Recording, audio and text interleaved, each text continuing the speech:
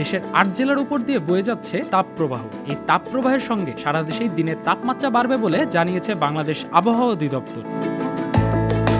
শুক্রবার বাংলাদেশ আবহাওয়া অধিদপ্তরের দেওয়া পূর্বাভাস বলছে, পশ্চিমা লঘুচাপের বর্ধিতাংশ পশ্চিমবঙ্গ পর্যন্ত এলাকায় অবস্থান করছে। মৌসুমে স্বাভাবিক লঘুচাপ দক্ষিণ বঙ্গোপসাগরে অবস্থান করছে। সারা দেশে দিনের তাপমাত্রা সামান্য বাড়লেও রাত্রের তাপমাত্রা প্রায় অপরিবর্তিত থাকবে।